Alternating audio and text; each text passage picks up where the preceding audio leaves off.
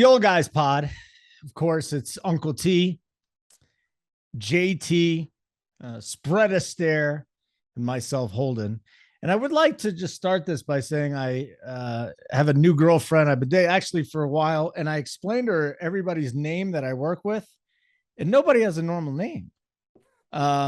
Uncle T, that's not a normal name. JT, what the hell does that stand for? There's so many T's out there. Spread Astaire, which she liked your name, by the way. She said it was very classy. Very classy name. Welcome to the show, Spread Astaire. Nice to see you. He's from the bet side. He does a whole bunch of stuff on the bet side. And right now he's doing NFL playbook stuff. He'll tell you about it later on. Uncle T, you were just downright bossy. You said, I need to Spread Astaire on the show. You do it or you're in trouble. Well, it's going to make me look good because I did politic to have Spread on this show. Hopefully after 1 week tonight or after tonight, 1 week that he will come back next week and join us. But no, I've been following Spread. He's across several sports, does a great job like all of our guys do. And he's one of the guys I really never met and had on a show with me. So I'm looking forward to having him on here, Holden. JT, please welcome Spread to the program. First of all, before I have you welcome, how old are you, Spread? I am 46. Yes. You're the young guy now. Yeah. All right. I'm the low man now. The only time I get to be the youngest person on a show. I love it. Son of a bitch. I am no longer the young guy. That is unfortunate. It goes what? Uncle T, JT, Holden, now Spread Astaire. I don't know if I can have think I'm the youngest, but yeah, I don't think so. JT, talk to me here, buddy. Spread's here. Wonderful to see you once again. It's so good to see you, but you did bury the lead that we have a new partner on the Old Guys podcast. And I'm excited. I did one show with Spread a couple of years ago, and I was so terrible he never invited me back on. But love his stuff. Love his nickname, number one. I've said this when I was promoting the bet stuff. I mean, what better nickname for a guy that does betting content and does it very well than Spread Astaire? So excited to have him on. It gives a little bit more of a buffer between Uncle T, myself, and you. Very good. And I'm looking forward to what he's going to tell us. He said he's got some stories. It's going to be great, and I'm excited for it. I'll add this too. The producers at VSiN love your name. They all just love. They're like, "Is that his real name?" I'm like, no, you're 28 years old. You don't know that there was a Fred Astaire, but yeah, they absolutely love it. So good to see you. You're 46 years old. When did you know you were old, Spread? When was the first time you knew it? I mean, when I switched over into this industry, of course, right? And I'm only working with 24 and 25-year-olds. But first of all, let me say thank you for the kind words.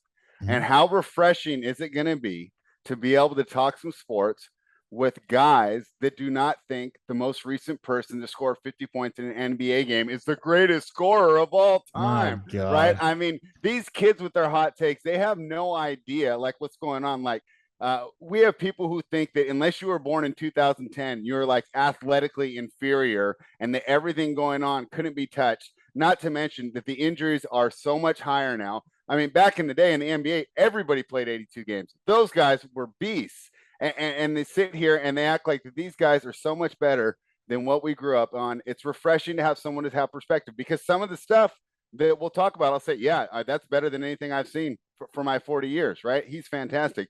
But to just go ahead and label everything the greatest of all time right off the bat just is so frustrating to me. So I'm glad to talk with some people who understand the word perspective. Even you, heartfelt. Yeah, that was heartfelt. What'd you say, Uncle T? He even included you there. I mean, that's Spread is just once NBA season comes back around too. We got Joey work on baseball. We got Spread on NBA, just for sides and totals and stuff like that. So there's a lot going on the bet side right now. Very good week one all around. Very good week one in DFS too, at least for me. And I'm wondering how you guys did as well. But we can't just get right into football. We can't do that, Uncle T. So I ask you this, why Spread Astaire? Like, why didn't you just ask him to do this the whole time? Why are you giving him a tryout today? Are you teeing me up to have Spread and I go at it the first week? That was not it. Spread's embarrassed. No, I mean, in all honesty, if you go back to last week's show, Holden, which it was basically me and JT that did all the work. But if you go back to last week's show and replay it, JT and I were thinking about someone to join. Obviously, we lost a member of the Wishbone from the last couple of years, and we were looking at somebody that could fill in to get along with us. And like JT mentioned, a buffer between him and I and you. And Spread's a good guy. I mean, like I said, I have been, and JT as well. It wasn't just bullshit, Holden. I usually call bullshit when I see it, but we do. We appreciate Spread and all of our people. I don't want to go over it again. And we're looking forward to talking some sports with him, especially football. He's old. Well, balls are sagging. He's sitting here talking on a show with other old people. It's horrible. You brought this up. We didn't address it last week. Goodbye, G-Ryzen. G-Ryzen, an OG on this show, no longer welcome week to week. But G-Ryzen can come on at any point in time, right, Uncle T? I mean, he's one of the OGs. Well, we're going to, throughout the year, we may have one. That's another reason they have 4 of us on here in case one of us, I'm going to have girls basketball to call here in about, 2 months that you guys give me shit about. Spread, these guys give me shit about, I call basketball games on radio for boys, 80% and 20% girls here locally. But Holden always gives me shit. So when he throws a silly ass joke out there that says, I got to go call a girls basketball game, you'll know he's just bullshitting and giving me a hard time. So, but yeah, I got 35. I did my schedule a couple of days ago. I got 35 games on radio from the end of November to the end of February. So. But Uncle T, 20% of the time I'm right then. Yes, it's not quite the Mendoza line, but you never know when I'm right. That sounds a lot like your picks. 20%, you're right.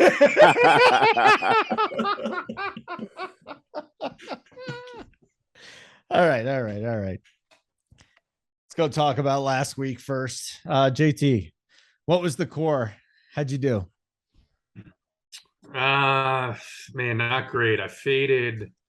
Mahomes had an absolute monster, highest scoring quarterback on the slate, but a lot of the winning lineups used cheap quarterbacks, and they used cheap quarterbacks to get in Justin Jefferson, Devontae Adams, Jamar Chase, Travis Kelce, and I didn't really do a lot of that. I played Jamar Chase, but I also played T. Higgins, who left the game with an injury.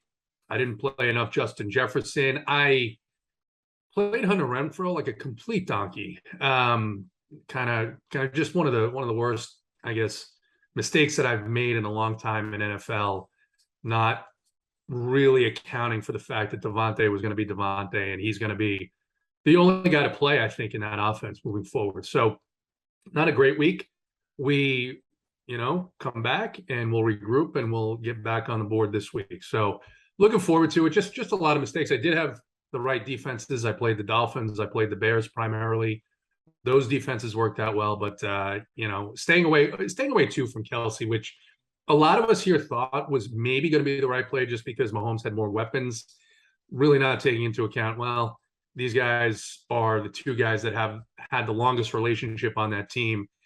So it wasn't a great week, transparently. And, we did a good Showdown show on Monday, talking about that the chalk popular path was going to be a Broncos onslaught, and kind of making the case for the fact that the Seahawks could make it a game, which they did, and they won. So better thought process on Monday than Sunday for sure.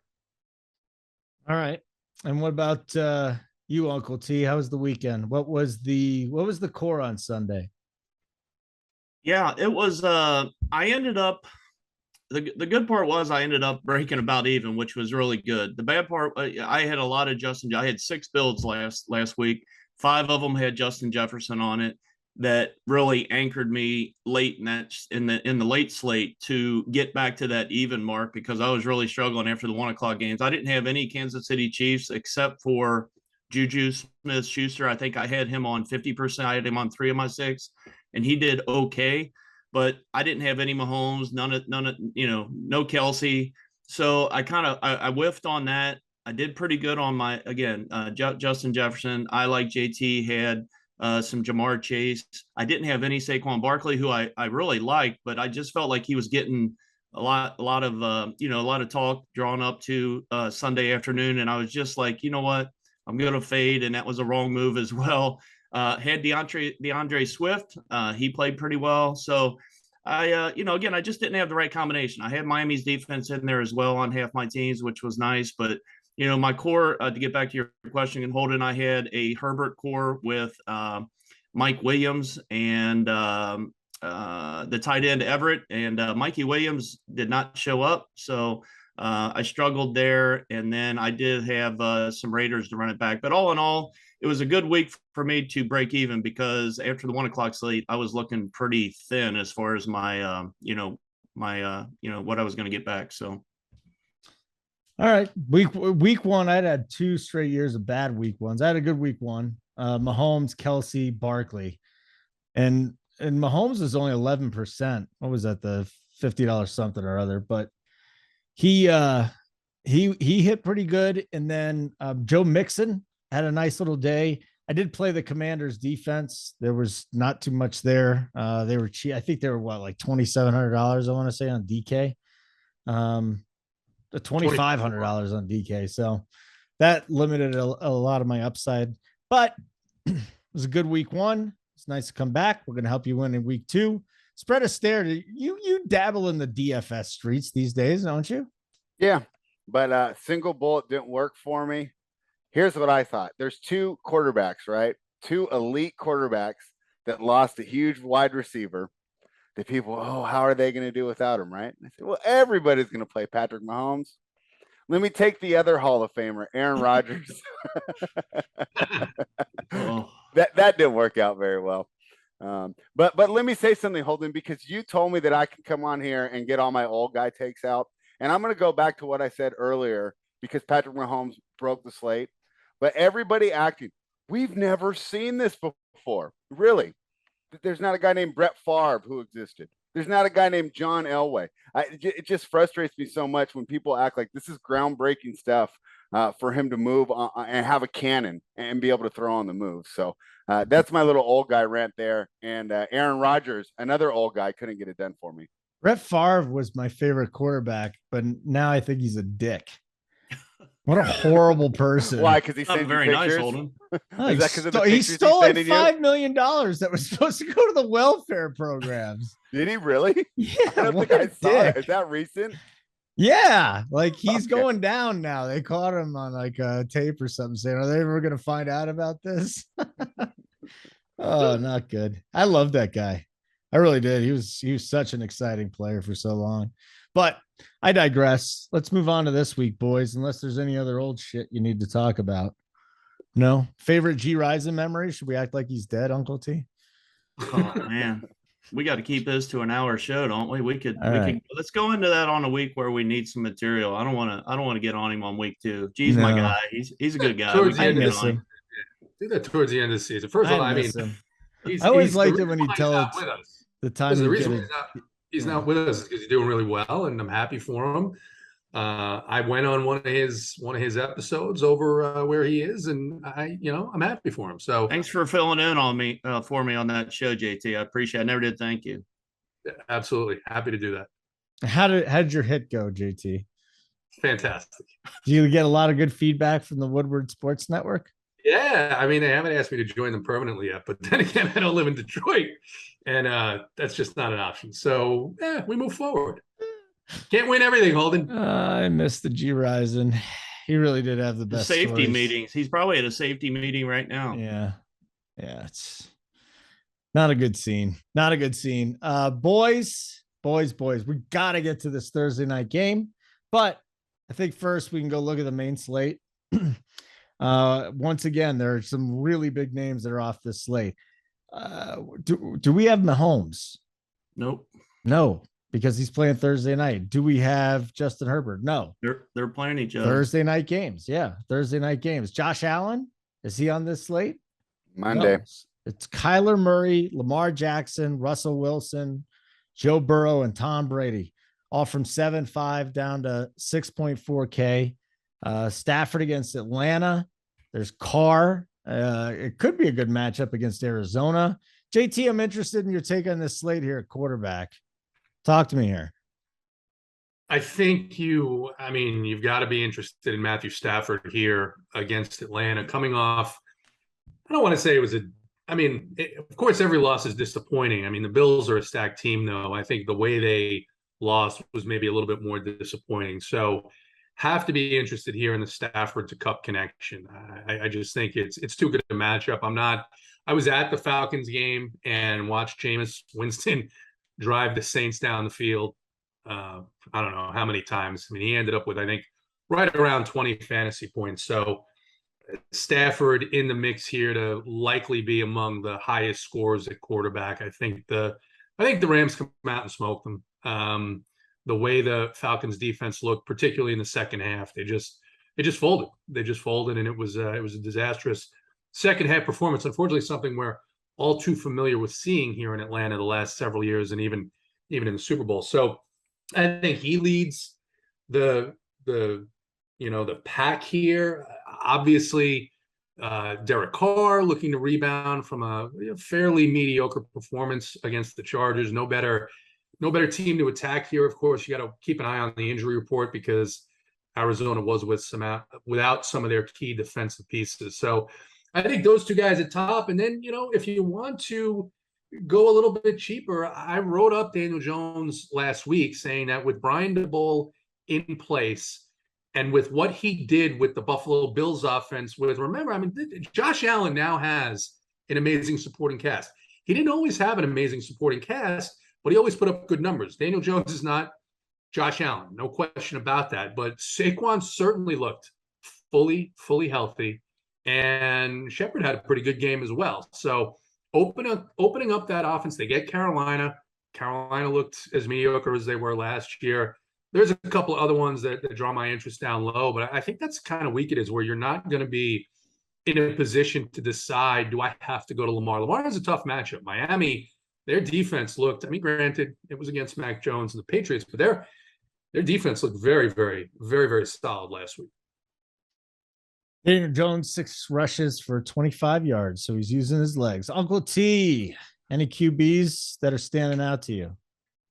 Yeah, one thing before I get into those, Holden and JT and spread, is one thing here on week 2, and I know our shows previously to ours and then the ones going forward this week, I always think week 2 is interesting because, we definitely get that knee-jerk reaction, right? One way or the other. If a team, really outperforms or the team underperforms, and then even the players, as well. Spread mentioned, the bad, or rough game for Aaron Rodgers. That's just an example, but week 2 is always an interesting one for me because people right away, it's crazy how they have let one game affect how they feel. It's a week-to-week league, like we know, and especially early in the NFL season. But as far as the quarterbacks, looking up top, Holden, I don't like really a lot of those guys up at the very top with Murray, Jackson, and Wilson. They're fine. Murray had a good game script last week.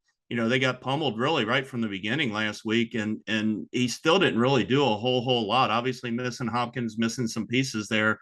Lamar, I think, only rushed for 19 yards or something. So I don't know if that's again, that's what I was talking about a moment ago. Is that something that maybe we'll see a little less running for Lamar this year, or is it just a 1 week thing? I'm working, looking at going into that low 6K range. JT mentioned Stafford. Definitely have no problem there at all. I think he could have a huge game. I don't mind Derek Carr right there, just a little bit underneath him in that game against Arizona. Obviously, their defense got shredded pretty good last week. I like having the connection back with Devontae Adams. Wow, I think he had 17 targets last week. So I like Derek Carr. Carson Wentz is going to be pretty popular, I would think, going into Detroit. That game has a pretty healthy total, almost 50. It's probably one of the higher totals on the early 7-game slate on Sunday. A lot of the, you got the Las Vegas and Arizona and late slate. So I like Stafford, Carr, and Wentz in that 5,800 to 6,300 range. And then one guy, if I had to go down, is a guy that had a bad game script last week because they led almost the whole game until they blew the lead and ended up tying. But this Mills for Houston, he should by all rights, right, get a good game script. Denver, I look for Denver to get out early in this game and get the lead. We saw a few times last year where Houston playing from behind they chucked the ball down the field, right? And Davis Mills could have a nice game. I don't think I'm going to go there. I'm going to land, like I said, in that high upper 5K range, low 6K range. But if I'm going to go down, I don't mind Davis Mills down there because he's going to get a good game script. Okay, and then Lamar Jackson's fat.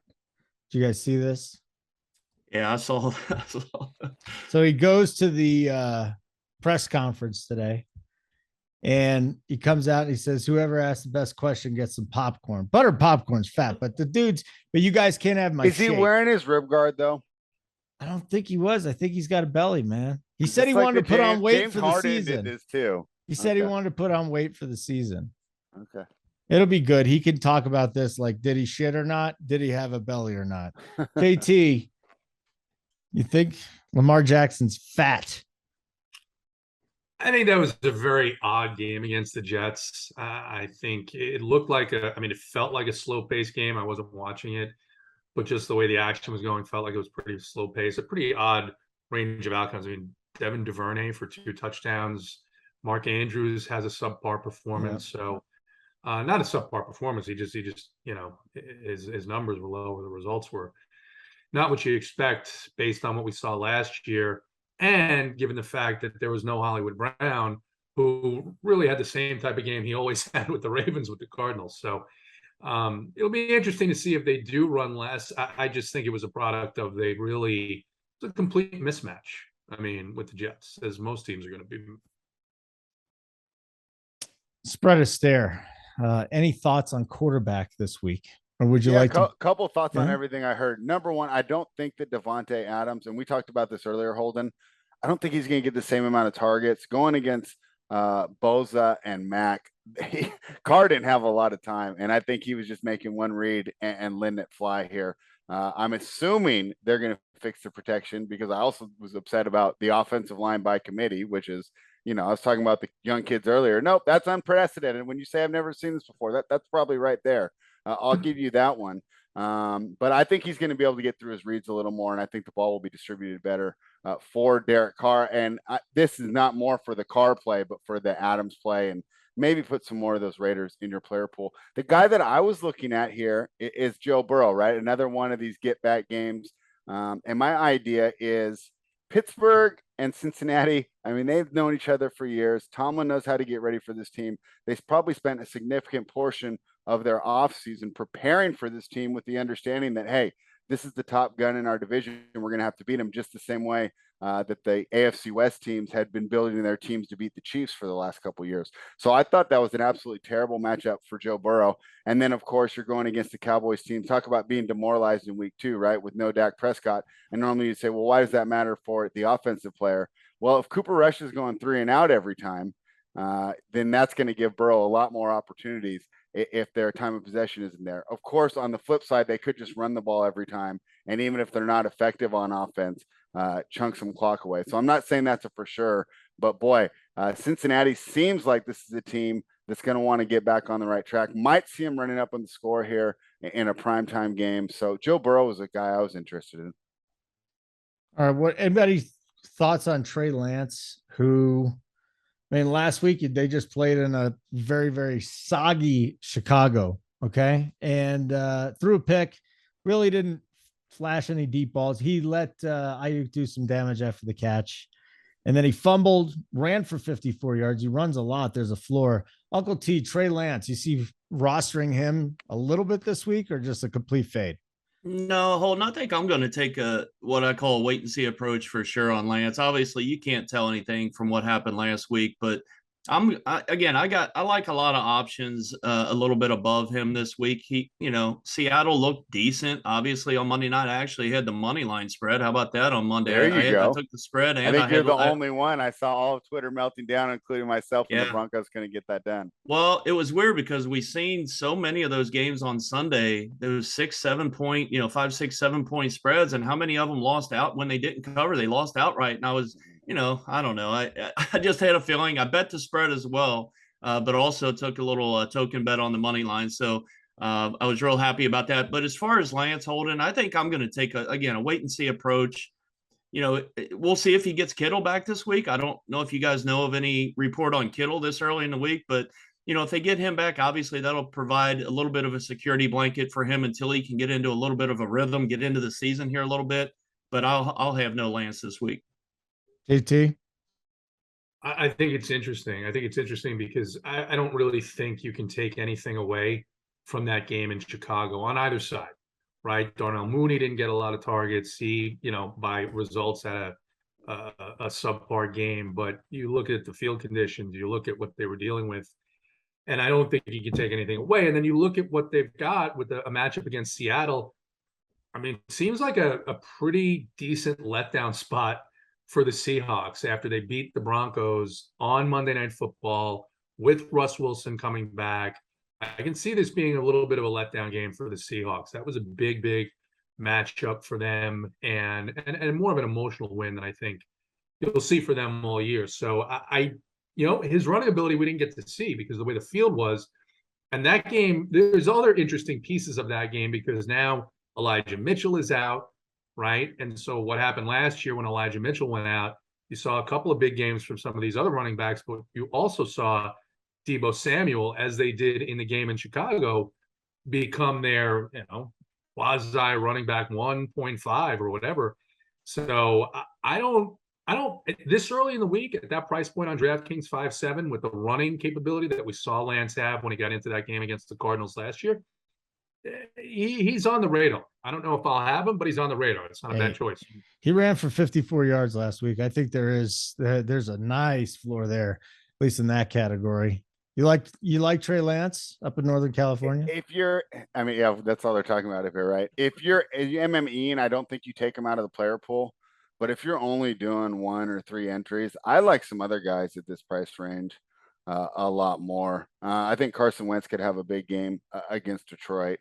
I wouldn't be surprised if Mariota put up points against the Rams because this team could be behind the whole game. Tua, I think he's going to be good this year, but not this week. Indianapolis with Matt Ryan going to Jacksonville. Those are all guys that I'd like a little more. It's going to be interesting to see how Trey Lance works out. Of course, all these guys were right. We can't take anything from last week, but we can take things away from training camp where we had mixed reports. And you know how hard it is to get a bad report out of training camp, Holden, right? You've done this for years, right? I mean, those guys are waving the pom-poms and cheerleading their team. In fact, The Athletic did a thing where they asked each one of their team's beat reporters to do their regular season win total over under, and like 26 of the 32 beat writers had over for their own team, right? And I think that's just because when you're around these guys every day, you're going to know all their strengths and weaknesses, get a relationship with them, and really start rooting for them to win. So with Trey Lance not having those good reports coming out of camp this year, as well as not having the best performances last year, unless I'm doing a lot of entries, I'm going to leave him out of my pool. All right, gentlemen. I follow up on on 2 things that he said. One, that's a great point. Unless you're a beat writer in New York or Philadelphia, you're kind of trying to get along with everyone, right? But the second part, when we're talking about, you mentioned Carson Wentz, and that's a guy that I didn't mention, but that Detroit-Philadelphia game, and this is one where I was kicking myself because earlier in the week, I was like, this game seems like the nuts because you got, people were talking about Philly's defense. I'm like, I don't care. They're on the road. But you look at that game again this week with Washington and Detroit, and that seems like a game where, again, you can see the same type of high-scoring play out where you've got explosive offensive pieces on both sides. In Wentz, McLaurin had an okay game for his price point. And then on the Detroit side, the defense is still terrible, but the offense, Jared Goff is game manager with DeAndre Swift and Amon-Ra St. Brown. Hawkinson maybe gets in the mix. That's an intriguing game. And if anyone can beat a prevent, it's Jared Goff, right? Absolutely. If they go up 14-21 and you have Goff, you're loving it. Like if you roster Jared Goff, you want them to jump out to a huge deficit. You want them to be way behind and let Detroit come back and Dan Campbell and bite kneecaps and all that great stuff. You're really rooting for them. So if it's a lopsided game, you have a feeling that it's going to finish close. That's great for the statistics. These guys are garbage time kings. It's just fantastic. And the game finished, I think it was 38-35 Philly, which obviously sent Philly fans into a complete panic about their defense. So I think that's one of the more interesting, maybe under the radar matchups this week. Well, the defense also added a lot of potential. right? With the big defensive lineman, but he's only playing 25 snaps. And then the safety, who I love because he's a wrestler, and I think that's so cool. But he's not really getting a lot of snaps yet. I still think that they're going to be better by the time the season ends, but they're nowhere near what they're going to be. Washington, Detroit. You were talking about that, JT. High total, Antonio Gibson. Last week with 21 touches, and he did a lot with them. He had 20, what do you have, 20 DK points. And this week he's sitting at 6,200. So they give him a $400 bump there. That's one guy. Just with some thoughts on that, Uncle T. And give me a name or two that you're on right now. Who'd you say, Holden? Gibson? Yeah, Antonio Gibson.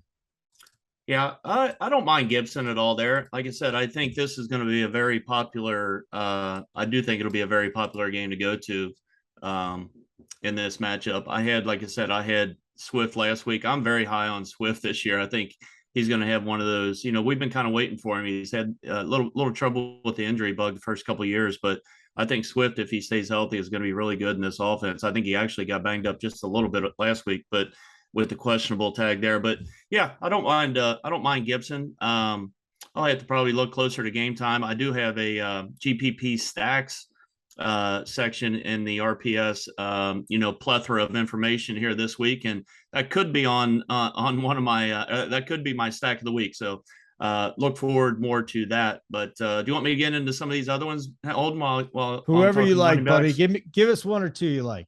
Yeah. Up at the top, I do think McCaffrey, it was interesting how he got utilized last week, and we'll see what happens this week. Again, the knee-jerk reaction thing, everybody thinking, he really didn't get a whole lot of touches, didn't look like he was really involved much with the offense. He goes to New York now to take on the Giants. We'll see what happens with CMC. He's $1,000 cheaper than Taylor up there at 9,900. I don't know that I'll get to either one of them. I like much more like going down to maybe Alvin Kamara. I think Alvin Kamara against Tampa Bay here is underpriced at 7,400. To be honest with you, I think he could be, in the high sevens, maybe 8K. So I do like him. The interesting thing about Barkley is, obviously I faded last week, and it was definitely a bad decision for me. He looked really, really good. He finally looked like he was 100%, back from his injury bugs last 2 years. But he's $1,300 more expensive this week. So he got a pretty good price bump this week. Not sure if I'll go back to him since I faded last week, but one of you guys mentioned Joe Mixon. I think, Spread, you talked about the liking Burrow this week, and I do. I think they're going to dominate this game with Dallas and really kind of bounce back after that disappointing loss. Joe Mixon got 35 total touches last week. Obviously, with the overtime, obviously aided. But 27 rushes, I think he got 9 targets, 7 receptions. So really, really involved. I can see really a lot of these Cincinnati weapons getting there this week. So I do have some interest in Mixon. And then I'm going to go down into the mid 6K range, Javonte Williams. And none of us hit on it in any of our previous comments, but man, what a rough week Hackett had, right? I can't think anybody else that had a worse week as far as from a coaching standpoint, but and Javonte Williams, we've been clamoring for it. I know Big T's been a huge advocate of it, but for him to get, what was it, just a handful of carries? I can't remember how many he ended up getting. What was it, 10 carries, or I got to look it up now. Hey, real quick. 7 carries. That, but he had like 8 receptions, 11 receptions, Yeah. and 7 rushes. Now they were down most of the game. I'll take the 11 receptions over the 11 carries any day. Well, yeah, right. But that's, I think, clearly an outlier. I don't think that's going to happen every week. You're not going to count on 11 receptions out of the backfield. I just think if they go to a more 70-30 or 80-20 split, I think Javonte could bust out. But until he does, until I see it, I'm not going to go with it. And, down at 6K range, how about JT's guy down there, Cordero Patterson? I mean, he just kind of sits there. Nobody really pays much attention to him, and he always puts up a decent fantasy game. He's down there again at 6K. He gets his rushes. He gets his, plays out of the backfield and catches, but 25 DK points last week. He rushes 22 times, which I don't think that will be the norm. They're going to have obviously a negative game script probably this week playing from behind, but he does catch some passes, and I don't necessarily have a problem with him there. And then going down just a little bit, I should say, hear your all's take. We're talking about the Rams game earlier and how we think we really like Stafford in the offense, but I'm anxious to get your all's take on Henderson and Akers and in the running back situation in Los Angeles, because I, for one, I faded Henderson on that showdown slate, and he looked pretty good. He was involved much more in the offense. So I'm anxious to see what you guys think about Henderson. JT, you had McVay saying that Akers need to be a little more present. And I'm kind of, it's not the exact quote, but that he had to be a little bit more ready. So at least for now, I don't see why Henderson wouldn't get another 18 touches. Mostly because it's Sean McVay, and he's very similar to Belichick. He's similar to Belichick in this way. When Belichick doesn't talk a lot, right? McVay will talk. McVay will say a bunch of things. None of them mean anything. When Belichick talks, you can kind of really almost guarantee that whatever he says, the opposite's going to happen, right? When McVay talks, it's kind of like, who knows what this guy is going to do? We don't know why Akers got that distribution or that level of distribution. But I think just because, and you talked about it, right? Knee-jerk reactions, just because that happened last week doesn't mean it's going to happen this week against a defense like the Falcons, where technically I think Akers' skill set in terms of how he's traditionally been used sets up better against the Falcons. Now they're saying that Henderson was getting a lot of work, taking receptions out of the backfield. That's the strength of running backs against the Falcons. So I think it could work. I think it's an enormous risk on this size slate to put a lot of eggs in that basket of playing a Rams running back. But that's kind of my take on it is yes, Henderson could be great. You could also see the usage completely flip-flopped. You just don't know with Sean McVay. Spread, any thoughts on running back? How about I want to ask you guys about Nick Chubb. You watch the tape, and this guy, like highlight wise and just running wise, might be the best running back in the NFL. But we saw that he didn't get the touchdowns when we're talking fantasy football here, and that usage matters. What do we do with Nick Chubb sitting here at 7,100 against the Jets at home? Yeah. It's a great interest because, and we're talking about this, right? Kind of measuring your reaction to last week. I played a lot of Nick Chubb because I liked the matchup. He was low owned, and his price was great. And it was very frustrating to see Kareem Hunt catch the touchdown passes when I'm sitting there with like 70% Nick Chubb because I faded McCaffrey completely. But every week is different. And they should, even with Jacoby Brissett, they should get out to a decent lead.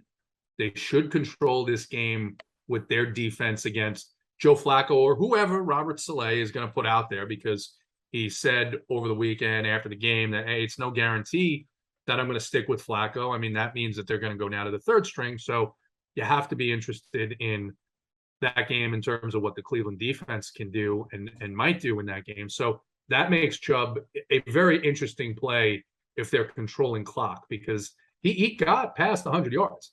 He got the 100 yards, got the rushing bonus. He just didn't get to the upside point. And I don't think that's Kareem Hunt's role, right? Kareem Hunt is going to be the guy that catches the ball out of the back. All right, Spread, there you go. There's your Nick Chubb. If he gets in the end zone, you could at least consider him on FanDuel, but he doesn't catch. He got one target. He had a catch. And he just doesn't do that. Yeah. Josh Jacobs was the other one that I was looking at. I felt watching that game, that was their best offense. I couldn't believe that he didn't get more touches. And with the idea that we talked about earlier, that Raiders offensive line is struggling. They're going to want to be moving forward. They don't want to put these guys in pass protection if they're not going to need to. It's a high scoring game. I got some interest here in Josh Jacobs at only 5,800. I'd never play the guy. But you don't like him. You're not a big fan. Am I off base here? I think Mangone said he had some hopes for him in that offense today. Uncle T, JT, anything? I think I've never been a Jacobs guy. Sorry, JT.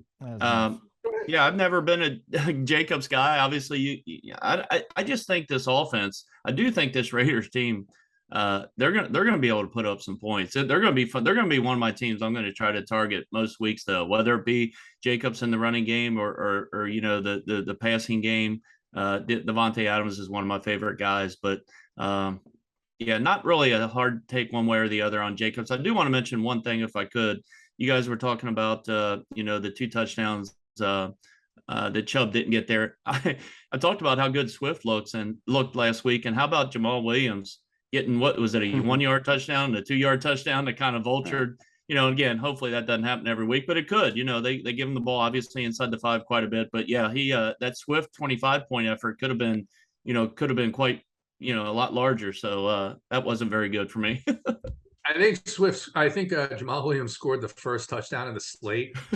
So I was just walking into Mercedes-Benz Stadium because traffic was miserable. So I'm getting there right a minute after kickoff or so, and I'm looking at my phone and I'm like, it's gonna be one of those days. I see you getting Mercedes-Benz in there, JT. Nice job. Do you have a contract with them? Not way to squeeze that in. I see you working. I mean, that's the name of the stadium, Uncle T. What do you want me to call it? What would you prefer I say? No, I just didn't know if maybe you got maybe a supply of goodies coming from Mercedes-Benz since you threw their name out. I don't, but I mean, some of our marketing people should get on this and say, hey, if we're going to mention your stadium, what will you give us? How much? Absolutely. How many giblets will you pass along? Holden looks non-interested. No, I'm just thinking about Steve Bartkowski. Wow. Holden, okay. The reason why Holden looks that way is because the narcotics are kicking in. They're not narcotics. It's marijuana's legal. It's not a narcotic anymore. It never did kick in last week. That's why we had a hard. Holden, Jesus. Even legal prescription pills are narcotics. So no, those are horrible for you. Stay off them, JT. Amoxicillin. I mean, that's a narcotic. I mean, those things. Amoxicillin is a narcotic.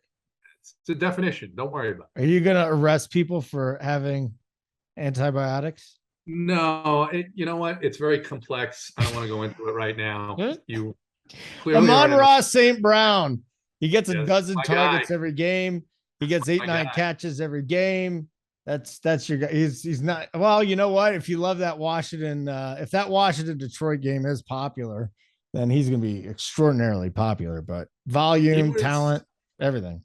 I'm on the Sunday early morning show, and he was my play of the day, and everyone kind of poo-pooed it. I looked on what? Yeah, everyone poo-pooed it. I looked on the heat map. He was colored red, which was very hurtful to me after I had said that he was my play of the day. And he just does what he does. He just does what he does. He only got to 20 fantasy points this week. That's fine, because I think he's going to do much better this week. He gets Cooper Kupp targets. It's absolutely insane. And middle of last year, he just took off. And I did kind of maybe, slander him earlier in the season. He really just impressed me. He's my guy. I'm going to get a jersey and put it up behind me. You slandered him? I didn't know who he was. So I said, I don't want to play. We were talking about, someone was talking about, I think it was AP was talking about playing Jared Goff. And we were all, it was Tambo and I were like, I can't do that. And I was like, who am I going to play him with? I don't want to play him with some guy named Amon-Ra St. Brown. And it was hurtful enough to him that he just took off completely after that. AP turned out to be right. Jared Goff was the cheap quarterback to play on that slate. And since then, I've just had a little bit of a crush on him, if I'm being honest. His dad is, what was he, Mr. Universe or something like that? Yeah, they've got his brother Equanimous. He scored a touchdown for the Bears last Sunday. He's got another brother. I think that they all played at USC. I mean, just an amazing family, group of people, and incredible athletes, incredible stallions produced by the St. Brown family. Ooh, Amon-Ra and Equanimous. What do you think the other brother's name is? Why don't you take a guess? I knew it last year. I knew it last year. I'm sure he looked it up. I did. No, Holden. No, I didn't. No, Holden? No, I don't care what his name is. I just wanted JT Holden retained that, guess. Uncle T. He doesn't remember his own fucking name most days. Wait for another 20 minutes when that edible keeps kicking in. I have not eaten edibles. Come on, guys. Get it together. You had a few before last week's show. You had a terrible show last week. What happened? You just weren't very good. JT and I covered your ass the whole freaking 45 Did minutes. What do you mean? That happened every show last year too, though. Well, that's a valid point. You're exactly right. So what's You're different? Exactly right. Now we got spread here, though. It is what it is. Yeah, that's what I Spread. said. This is the portion of the show where usually Holden kind of gets offline a little bit. You know what I mean? Kind of wavers a little bit, and then we have bar. to Holden, start packing Quest bars. I've not eaten well today. I had a box of those Oreo ice cream sandwiches. There's 4 of them. Hey, you had 4 ice cream sandwiches today. And then I ate another 2, so I had 6. And no edibles. You made 6 ice cream sandwiches without edibles? Yes. They're delicious. I can't believe what's going to happen after the show. Yes. So we went to the Reds game yesterday. Got these diamond seats. I went to opening day. I went to opening day, and I went back for the first time since opening day yesterday. Business day special. All the food and everything paid for. They had all kinds of ice cream. The ice cream cups, the ice cream sandwiches, and this stuff looked awful. I can't do ice cream. You guys ice cream guys? My favorite thing ever. Oh, jeez. I had fish food yesterday. I remember this from last year. You don't like pizza? Yeah. No, I do like pizza. That's JSU. That's all he eats. I don't like cake or ice cream very much. Is this a weird take, Spread? He doesn't like cakes or ice cream. JSU I didn't say I didn't like pizza. it. I won't seek it out. I've eaten it before. Spread? The cake, I'm completely with him. If I'm gonna have all those calories, give me like a Reese's or just a candy bar. Okay. That's really good. Ice cream, I'm with you, but as you know, this is the old guy pod, and my metabolism isn't what it used to be. I'm jealous of you once again, Holden. Jealous of the hair, jealous of the charisma, and now I find out you can eat 6 ice cream sandwiches before a show without looking like Lamar Jackson. This is unbelievable. Well, my belly is not as flat as there was a rumor at one point last year where Holden ate a chip, one of those hot chips. I seen that video. It was great. And he downed quite a bit of ice cream that night, if I'm not mistaken. Yeah. Holden, can you confirm? What do you mean? Well, I mean, can you give us a recap? I had a good pint of ice cream. Yeah.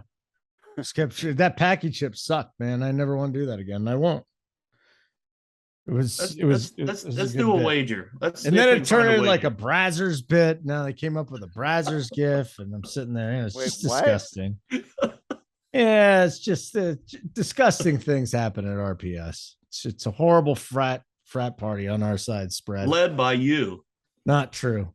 Not true at all. JT, I was talking with Hoop about something today. Cup, Adams, Chase. Mm-hmm. You try and just jam 2 of 3 of those in on DraftKings. Maybe you spend down a little bit at running back, because at this point, who has a higher ceiling than I'd say these guys? Devontae Adams. You can throw Cup and Chase. Jefferson isn't on the slate. Diggs isn't on the slate. Well, is there a priority to pay up? I think it looks to me again, we're talking on Wednesday night. It looks to me like running back is a pay down spot for the most part. At least one of your running backs. If you're playing 3, I think maybe 2 of 3. It looks like quarterback is probably, for the most part, a pay down position, which means you want to jam in. You want to jam in a couple of these higher price wide receivers that have, 30, 35 point upside. So I think that makes quite a bit of sense on this slate. I mean, Adams 8,600, Chase 8K, Cup 9.9. I mean, you can't jam all 3 in and have a legit line. With Chase, the important thing to watch here is going to be what happens with T. Higgins, right? Evaluated for a concussion, and he was so he's going to be questionable throughout the week. We'll see if he clears protocol. Makes Chase an even better play there, and I mean, there's some Jerry Jeudy, very very interesting spot here for 5,600. He's cheaper, so I think you could go 2 pay up and spend down at 1 spot. Uncle T, put these guys in order for me. Cup versus Atlanta, Chase at Dallas, Devontae at home against the Cardinals. 1, 2, 3. Yeah, all 3 obviously good options. I'd probably rank them back to front there. I like Chase, probably then Adams, and then Cup. I mean, okay. I'm one of the donkeys that 9,900 with Cup, I just can't get over it. I realize it. I get it. I've been around the last 18 months of DFS football. I know I get all that, but man, I just can't get over paying 9,900. He's clearly in an absolute smash spot here against Atlanta, but I'd much rather go down. You get almost a $2,000 savings on Jamar Chase. Now, the thing with Chase is, and it got Cincinnati into trouble last week, they just didn't get him involved until they needed to. The first half, he was pretty much non-existent. And then when the game's on the line or when they need to go to him, now, again, Burrow had a lot to do with that when he was giving the ball to Pittsburgh every other possession. But they got to get this guy involved. They got to get him involved early. They got to throw the deep ball once or twice in the first half, stretch the defense a little bit. But I think Zach Taylor did a poor job of getting him the ball. But so I do like those three up there going in that order: Holden, Chase, Adams, and then Cup. I'm never going to have trouble with playing Devontae Adams this week, and especially with Justin Jefferson off the slate, who, man, this guy is, we'll talk about him in the coming weeks. But, like I said, I had him on 5 of my 6 teams last week, and I may just jam this guy every week. He's that good. But going down a little bit, if you wanted to even Uncle get away T, from just that, real quick, because I want to stay on the big guys real quick. But that's my point. Like, I feel like I got to have 2 of the 3 or I want to have 2 of the 3 this week, just because I could get 80 points right there. Well, I'll add another name out of. I mean, you talk about 2 or 3. I think you need to add Deebo Samuel in there. The wide back, Deebo Samuel, huh? Yep. I mean, I think we saw this last year when Mitchell was out. I think it's, like I said, I think it's a good spot for San Francisco. It's a good bounce back spot. Trey Lance, and he had a connection last year. And if he's going to be running the ball and they're going to be scheming plays for him just to get the ball in his hand, and he can get 18 to 20 touches, 7,800 is way too cheap for him. Uncle T. Yeah, I think while you guys were talking, I know we'll get spreads comments here in a minute, but while JT was talking there, I was just looking just in general. Again, this is Wednesday. A lot can change between now and Sunday, but Holden, you started the conversation by saying, can we jam two of these guys in? And an interesting thing, again, I'll see how I play out through, or see how this plays out through the week in my mind, but what about fading them all? Because I'm just saying, just to get a little bit different, you go down into this mid 6K range, you got some really nice plays down here. I mean, you've got Pittman going up against on the road to they play in Las Vegas, right? Pittman or no, they go to Jacksonville. Great point, Uncle spot. T. Looked good last week. You got McLaurin in that game that we already talked about in Detroit that we think's gonna, shoot out. You got St. Brown that JT mentioned in the opposite side of that game. Waddle, who we all like, I think Waddle is really, really good, going into Baltimore. So I think you got a decent amount of guys here in this mid-range that I think a different build to get different would be to fade all those guys up there. But again, I think paying mid-tier wide receiver, maybe paying up a couple spots at running backs, definitely going to be different, at least here early in the week. Spread, any thoughts on wide receiver? Questions, thoughts? What do you got? Let me jump in. So I agree with Uncle T. I'm going Chase Adams Cup. 10 days off for the Rams. The connection between Stafford and Cup is already established. I would have to think that they spent a lot of time working with Allen Robinson, because if he's not a part of this offense, they're going to be in trouble this season. And Stafford missed a lot of practice time with this sore elbow. But it's got to feel like an emergency out there, right? They don't want to fall to 0-2. I would expect Allen Robinson to be a little more involved. Now, would I play him? No, but it might take away from Cup's share. We talked about Adams earlier. I love Chase here. You guys made great points about Deebo as well. Let me go down, if you get cheap, some of the guys that I'm interested in. I'll just give my thoughts on them. If we go down, this Jahan Dotson, would I play him again? Absolutely. I think that he's just really that good. I don't think that was one-week performance. Kadarius Toney, I think you have to stay away from until they decide to give him some run. Very similar to Cam Akers. Duvernay, I wouldn't be surprised if he emerges as the number one, but I think I would rather take some shots with some other guys here. And I think Olave might be an interesting look here against Tampa Bay. Spread just running it down. Holden, can I add one note? Of course. you want to talk, we talk in golf a lot, in golf terms, and in different we call flop lag, obviously, and we talked about it with this knee jerk reaction. But man, spread, you talk about the ultimate flop lag after Robinson let everybody down on that showdown slate, right? Mm-hmm. And literally, you said it. He looked terrible, and he has to be part of this offense probably going forward to make it more of a balanced, passing attack.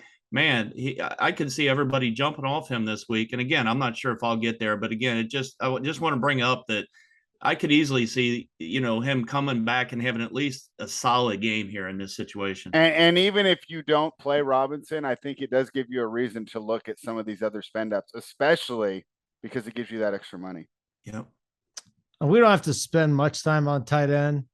Andrews, as JT said, he had 10 points on DK last week. Kittle might not play again. Pitts, didn't think he was going to do well. Lattimore was on him a lot. He didn't do very well. Freiermuth, Higbee. I think Higbee is going to be kind of popular. Albert Okwebunam. He's a guy that got worked into the passing game last week. They might run the ball more. They shouldn't trail against the Texans, but who the hell knows after that first game. JT, tight end. Yeah, I mean, kind of like Hawkinson here a little bit in this matchup. I mean, I think that's maybe a little bit off the board. I want to talk about Kyle Pitts because it seemed to me once again, and this is something we saw out of Arthur Smith in Tennessee, where he treated the tight ends like, goal line options only. That was really the most you got out of them. And it seems to me like he only uses Pitts when he doesn't have other options. I mean, it just was a very, very odd usage of him. The whole game was odd from the Falcons. But I think, the other guys you brought up, I mean, Freiermuth here, interesting, got a bunch of goal line targets.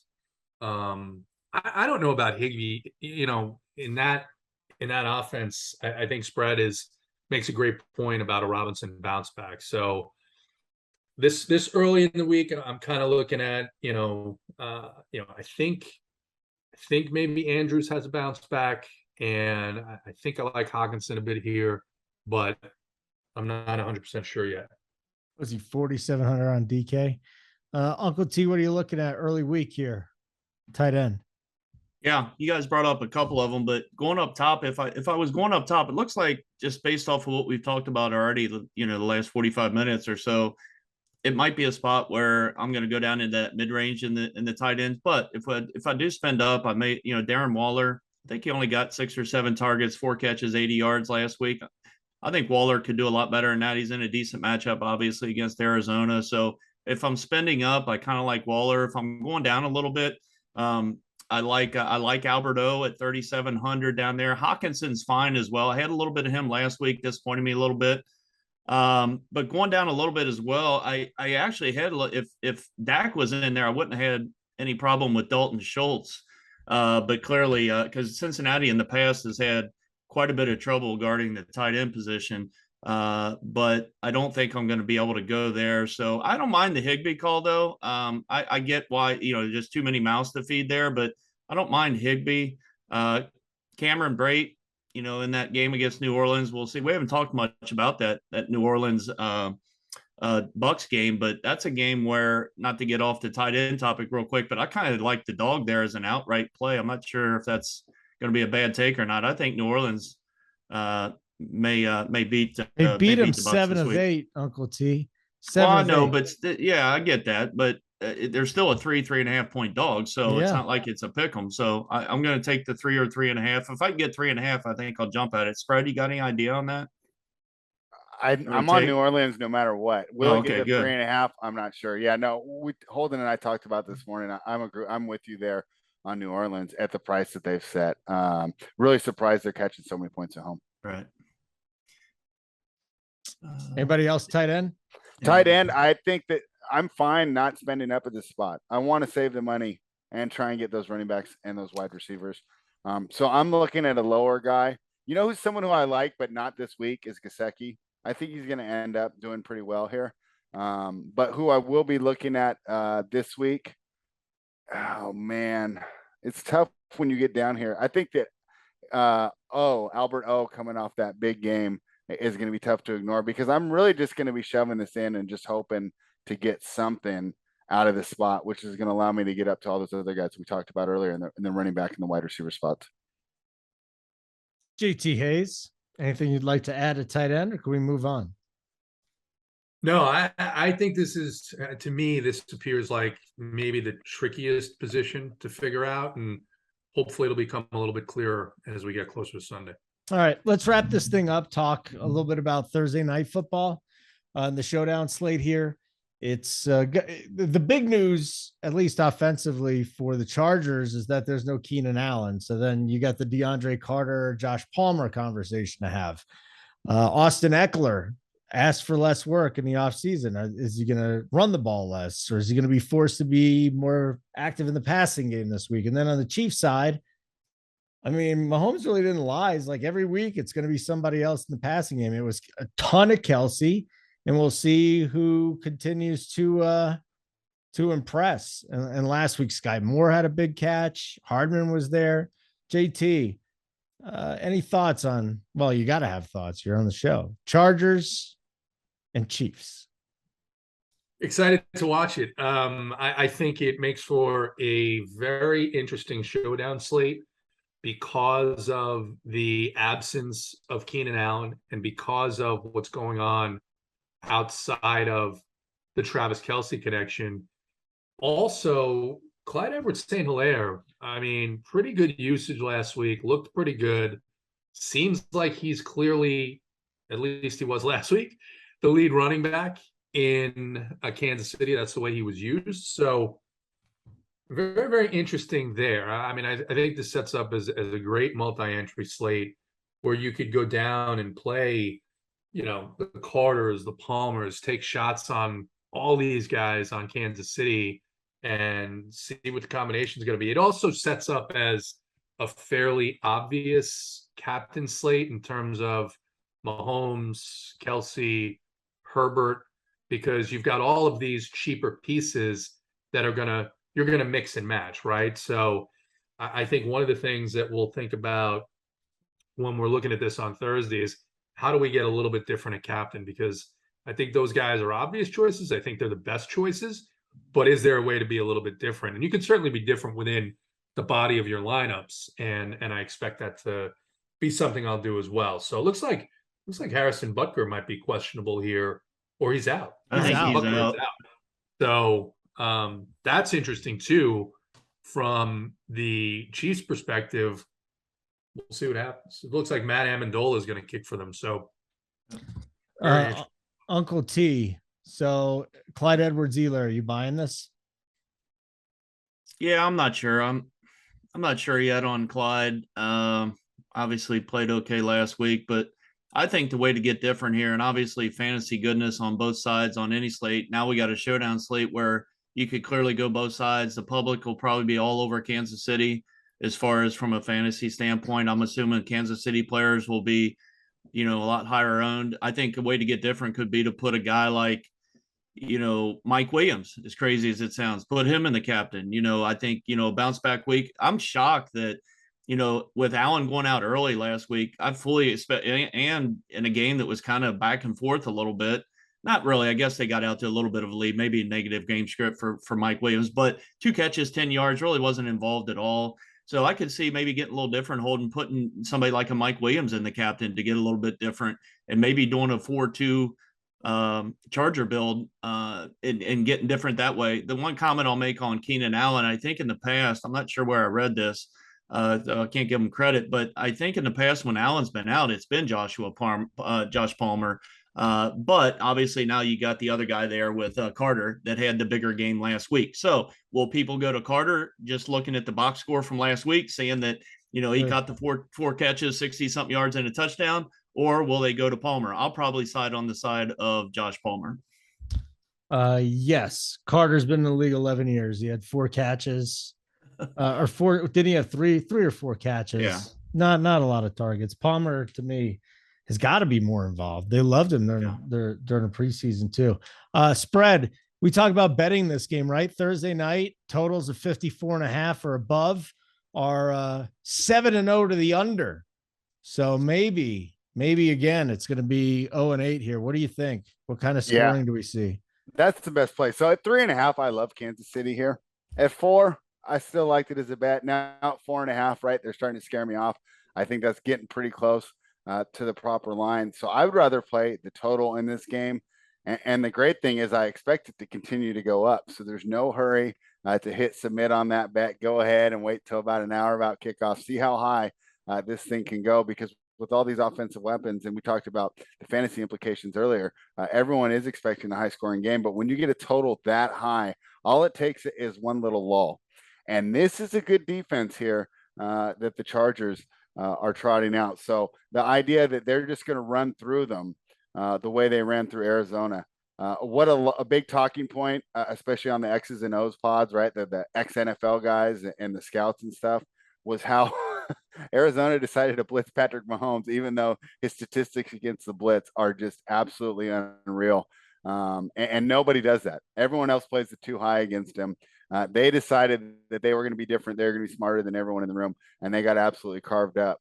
I've been harsh on Brandon Staley before, but I don't expect him to make that mistake. I don't know if Kansas City is going to look as explosive. I do expect them to get the win. I think this is going to be a hard-fought game.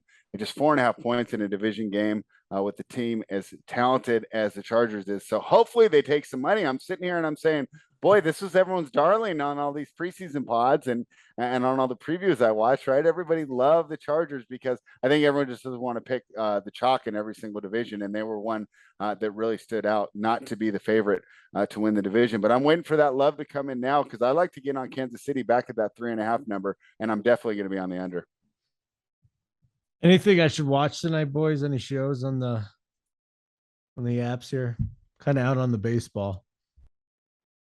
I don't watch shows, Holden. You should know that. I watch sports. I don't watch any sitcoms or any series. You know that. I don't watch any of that. That's Big T. He does all that. I don't do any of that. I'm a sports guy.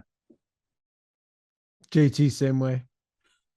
Yeah, I'm gonna watch some baseball. It's a absolute disaster of a slate so far. Did you have Peterson? Yeah, I had a lot of Peterson. Too. All right, Ross Stripling in my core. Stripling's crushing. All right. Well, this happened last night, everybody. So it was really unfortunate. Spread, thanks for stopping by. I appreciate it. Yeah, this is fun. I hope you guys have me back. And JT, I did catch that at the beginning. We will bring you on this NBA season. Don't think it was anything like that. That wasn't a dig. It was you guys do shows. No, you guys said the reality of it is you guys do shows. Usually I think you were doing them at noon, and that's the time during the week where I'm a little busy with my day job. So no dig at all. I really enjoyed it. And man, if you're not subscribing to our bets part of this One Pure Sports, you're just completely missing out. And what a fantastic debut from Spread. I mean, the most prepared of all of us. Easily. So way to plug the other shows, JT, and do Holden's job again. That's what he should be doing, and you're doing his job again. The only people that listen to this are Run Pure Sports subscribers, anyways. Holden, we get a lot of listenership and viewership on this show from non-RPS. They may not be Run Pure Bet subscribers, and they absolutely should be. Right. And even if they're not subscribers, you don't want to commit that, that cash outlay yet. Listen to some of these guys' shows. It's just absolutely amazing. Do you think just straggling old people like search in their podcasts? It's not just old people, because I got to tell real quick, because I need to get out here and get some dinner. But me too. Real quick, I gotta. Don't make me call you a bad word. I gotta. The drugs have worn in. I got a DM during the week, someone talking to me about, hey, here's who I think would be a great fourth guest. I mean, the people really wanted the poll, and you absolutely let everybody down because you did nothing with that. We talked about having a poll. What zero follow-up. Zero follow-up. JT, he does not remember what poll are you talking about? What is this? Is this real? You guys set me up. we were going to talk about. I can't believe you don't remember. I can't believe you don't remember. We were talking about having a poll who should be the fourth guest. Oh, We mentioned spread. We mentioned a couple of others, and you just went nowhere with it. And actually, it worked out perfectly because spread carried it, yeah. and he let you off the hook. Who are the other people that were up for it? Oh God. I mean, Hold we on, were let's gonna make pick up a on list. this next week. JT's got to eat. I'll forget. Fred's got to go watch his winners. I got to go eat. Let's All right, Bottom line, Simon, get spread us out of command. here. There is no poll.